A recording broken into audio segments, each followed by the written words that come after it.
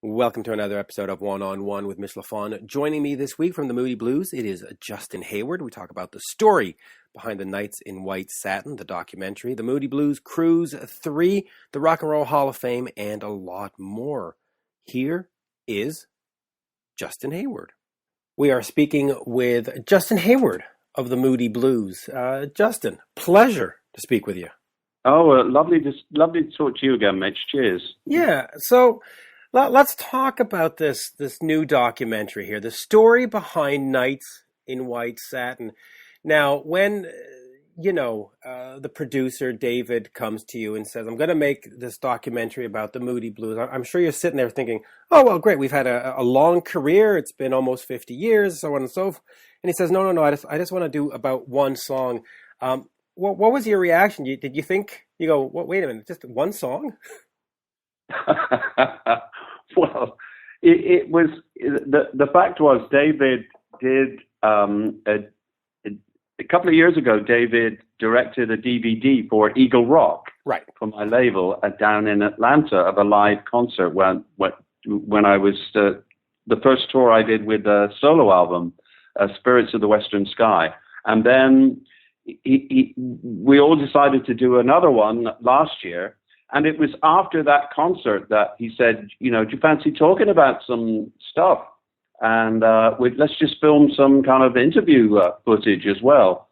So we did, and voila, suddenly it's a documentary. So I wish I could have had much more, I wish I could say that I could take a lot of credit for it, Mitch, right. But I don't think I can, really. I think David deserves all the credit. All I did was just sit there and answer a few questions. Right. So let's talk about the song then. I mean, the album Days of Future Past, and of course the song benefited a little bit from Serendipity.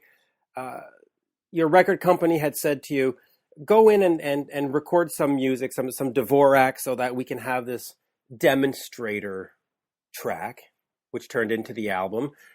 Tell me a little bit about that first, about the album coming together. Well, you use that lovely word, serendipity, really, everything just seemed to bizarrely come together. We were a group that was really down on our luck, I suppose. The rhythm and blues voices, the original guitar player and the bass player had left, and the original group hadn't been together that long. And then I came in, and John came in, and I was pretty lousy at rhythm and blues, but I could write a song. So I came as a songwriter, and Mike Pinder was writing songs. And I think when we hit the bottom, which was we did a couple of weeks in Cabaret up in the north of England. And we thought, this is either the end or we've got to do something drastic to change. And so we just decided to write our own material, do a show that was just our own songs. And almost overnight, it changed for us. We got a small following that used to, truck us around the West Country particularly. And so we started doing our own songs. And then we thought maybe it would be nice, because we were always, on these gigs, we always did like 2 45-minute sets, and there'd be other groups on. Maybe we just, one of those 45 minutes, we'd do like a story in song, like a story of the day in the life of one guy. So we wrote this kind of stage show that eventually turned into Days of Future Past. And then quite by chance, Decca approached us with, as you say, the whole thing about Dvorak and that idea. And we didn't have anything else going, so we certainly didn't say no. But it was Peter Knight, who was the orchestral arranger that was going to do the kind of real Dvorak between our bits on this demonstration record, that came to see us at the 100 Club in Oxford Street. And afterwards, he said to us, I don't think, I'm not sure it's got to work this way, Raf. He said, I really like your songs that you did in that first set.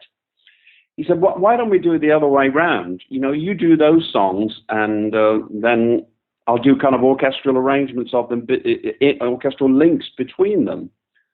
So we said, that's okay. That's great by us. Of course, we had a chance to record our own songs at last. And then the executive producer that was in charge of that particular series, because it was a series, that Duramic sound system, he went along with it, and very bravely, and we made the record like that way. And it wasn't what Decca were expecting at all. They were expecting Dvorak, but what they got was Days of Future Past, and they didn't turn it down. Right, they got a classic album, and now, of course, Night in White Satins is on there, and the song is released, and it does whatever it does at radio, and then you head over to Eurovision, and the Supremes are supposed to be on, and for some reason they don't show up, and Serendipity steps in again, and you get the slot.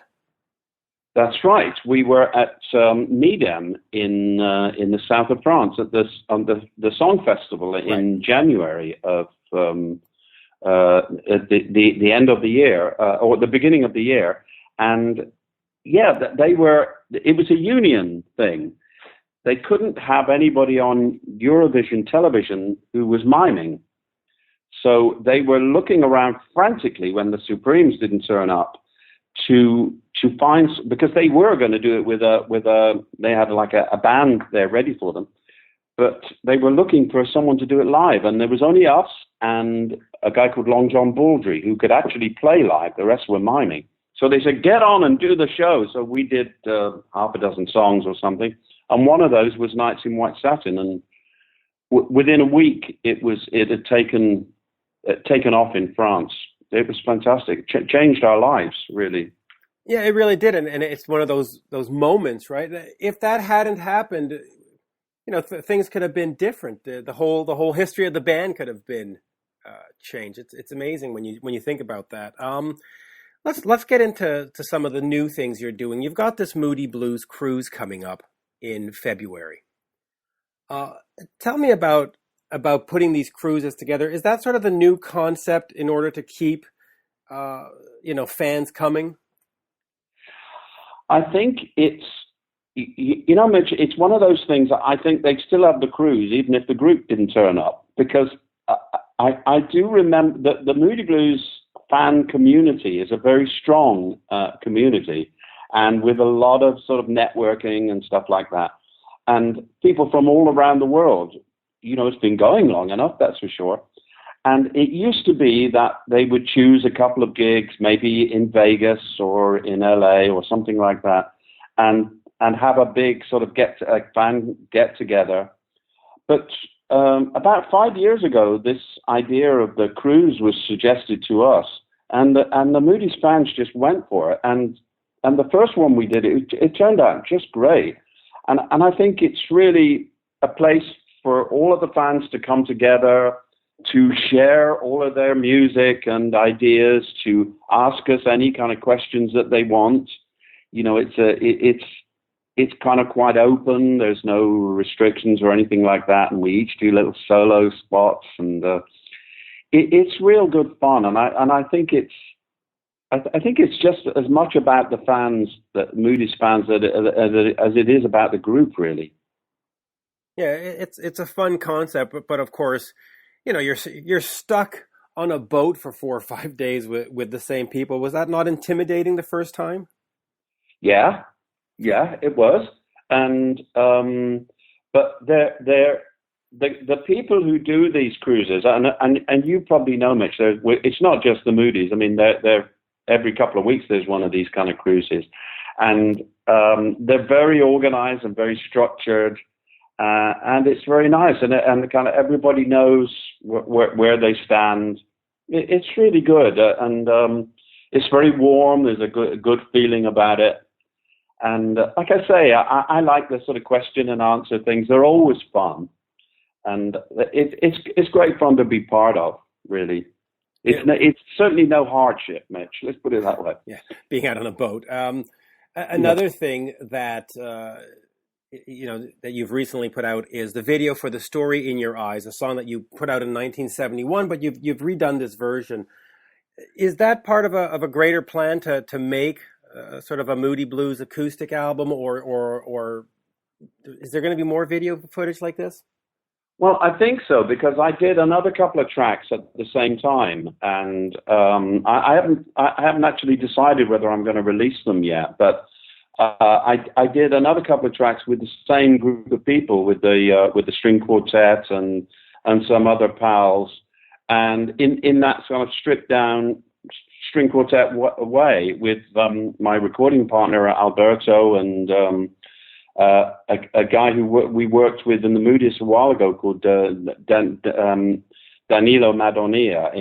I'm in Italy now at the studio, actually, at Alberto's studio, and we did it here. And so I've got a couple more things like that in the can, and I hope they'll see the light of day one day soon. In terms of solo albums, is there plans for a new solo album? Now you're assuming I've got a plan, Mitch. Of course. And I wish I did have a plan. I'd love to be able to say, well, this is my plan for the next few years. I'm just kind of looking for what comes along now, right.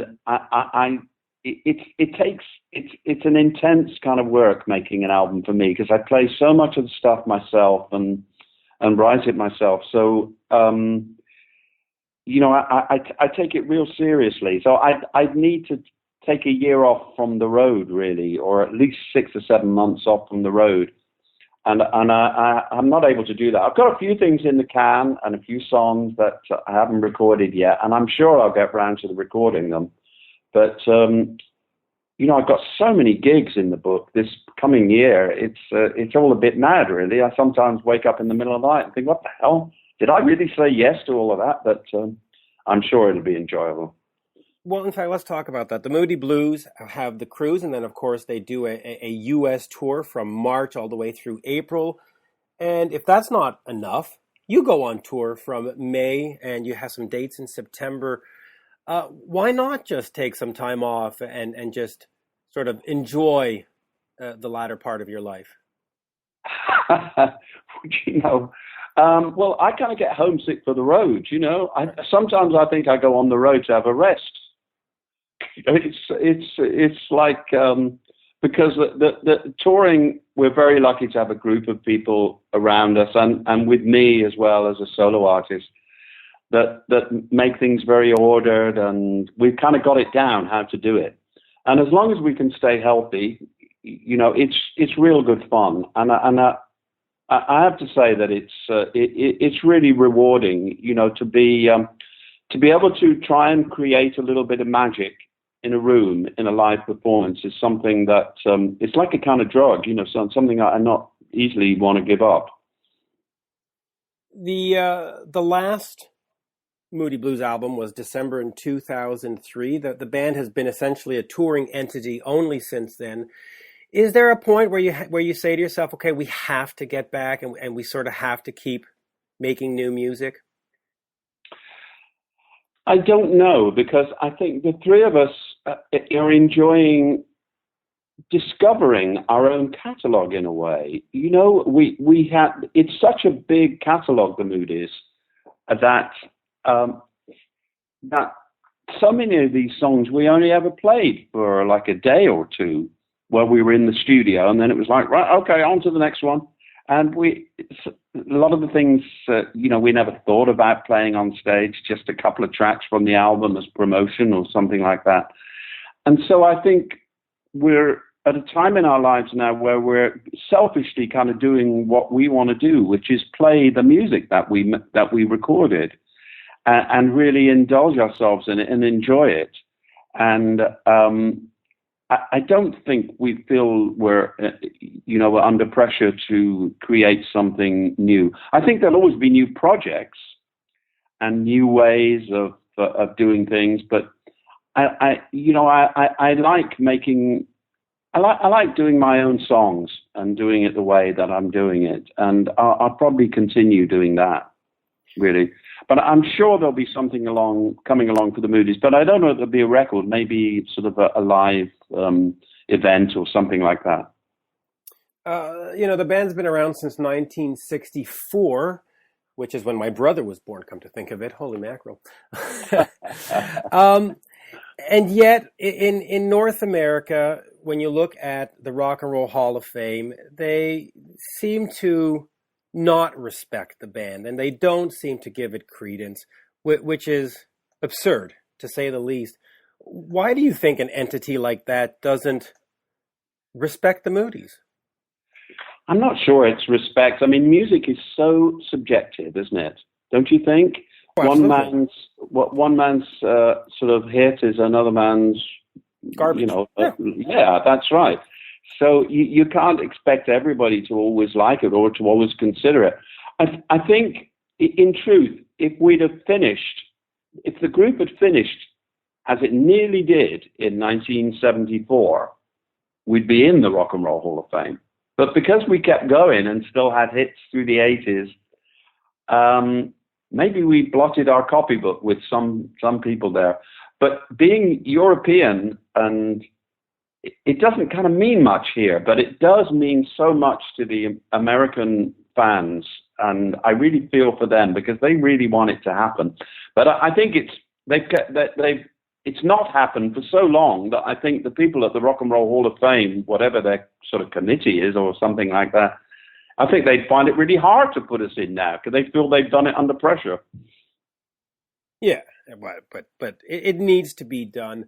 As you get older and as I get older, we wake up in the morning and the back hurts and the shoulder hurts and everything else starts going. What keeps you on stage, and how do you keep physically fit? I mean, at some point, does your voice not just give out? Do the hands not start hurting? I mean, how do you keep doing it?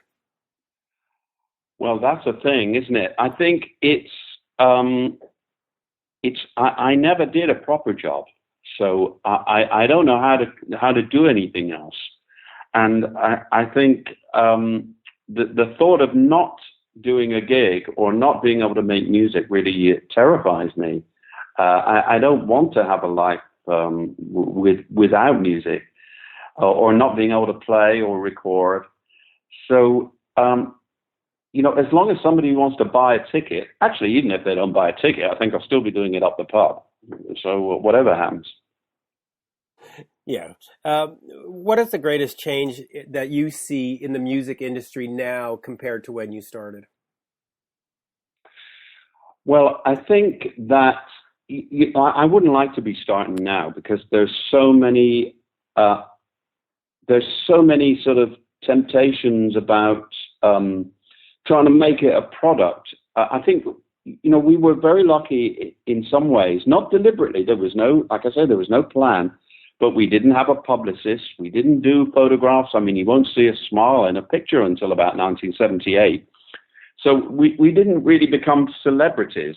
And I think it probably stood us in good stead.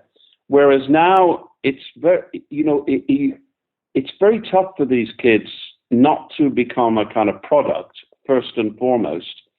And of course, that's very transparent, really, in the end, and people move on from it. But I think there'll always be a kid walking down the street with a great song in his heart, ready to turn me on. That never fails, and there'll always be young people who can play live. And I'm very optimistic about the business because live music is still so strong that that's the way to go. But I think it's the people that will play live that will survive. But yeah, it certainly is a very different business now. I mean, it used to be a clearly defined kind of river, the music, and now it's a vast sort of swamp, really. I think it's tough for these kids. Yeah, there's really it's hard now to try to find a fan base. I mean, the old days of you put out an album, the label would support it, you go on tour, you come back, you make an album, radio. We don't have that anymore. So the infrastructure it's kind of scary now. You sort of just have to throw stuff on YouTube and hope somebody clicks on it, right? It's That's right. Yeah. It's a scary game. It's been a while since I've seen you in Canada. Any plans to come back to this part of the country or this part of the world? Yeah, I think I'm coming up that way. In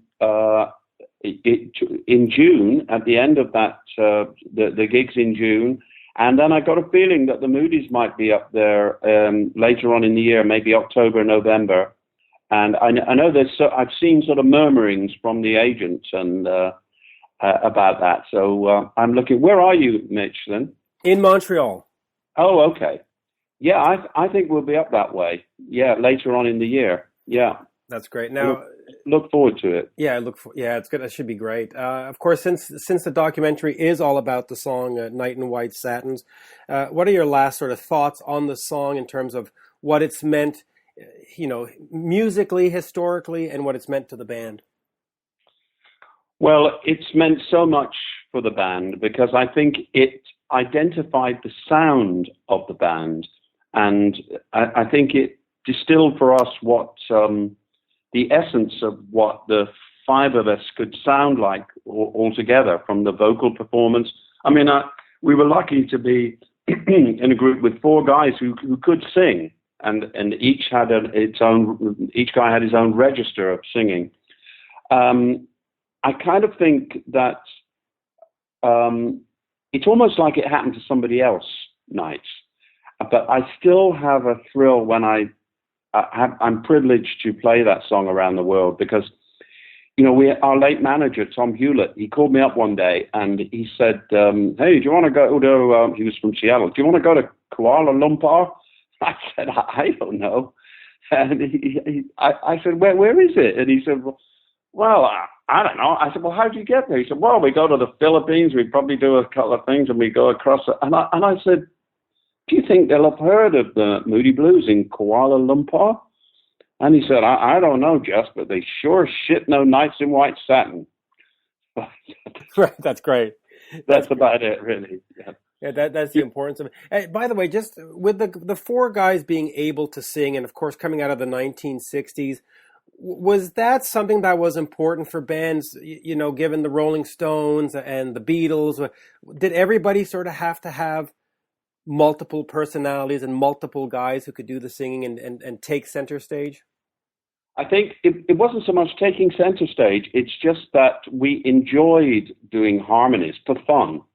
And so that I come from, my roots are from really learning roots as a musician from Buddy Holly and the Everly Brothers and that kind of stuff, and Elvis, and so much of that was based on harmonies that I just enjoyed doing it. And then Mike Pinder loved doing it as well. So it was something that we did for fun. And I think, the English groups that did have that good harmony voice sound were the ones that people latched onto, us and maybe the Hollies, and of course the Beatles. But, we were all outshone by the Beach Boys in the end. Right. Okay. So I was just curious. So it wasn't so much a marketing thing as a more of just, again, back to serendipity. The guys sort of fit together and sounded good together. It wasn't. No, I mean, we didn't have anything. We didn't. And not only did we didn't have anything, money but we didn't have any hopes of anything, really. We didn't think that. I don't think any of us expected it would last more than a couple of months, really. And we were just going to have some fun while we did it. And our musical fun was to do with those harmonies and to try and make it sound nice on stage and to make it all come together. And it was just about enjoying ourselves in the early days. It wasn't until the 70s that it kind of got serious. Then it became a job. And here we are 51 years later. An incredible legacy. Justin, always a pleasure. Thank you. Oh, thank you so much, Mitch. Lovely to talk to you, and my best with everything. And lots of love to everybody up there and on the site and everything. Absolutely. Thank you. And of course, we'll have everybody check out the documentary, the story behind Nights in White Satin. There you go. Thank you. Cheers, Mitch. Bye-bye now. Bye. And there you have it, folks. My interview with the Moody Blues, Justin Hayward. The story behind Nights in White Satin is the new documentary. Please check that out. And while you're checking things out, head over to Twitter and check me out at Mitch Lafon, and head over to the Facebook page, One-on-One Mitch Lafon. I have a contest for 2 tickets to Black Sabbath in Montreal on February 23rd. Like the page and send me a note telling me why you should be picked to see Black Sabbath in Montreal in February. And that, folks, is all I've got for you today. Thanks for listening, and bye for now.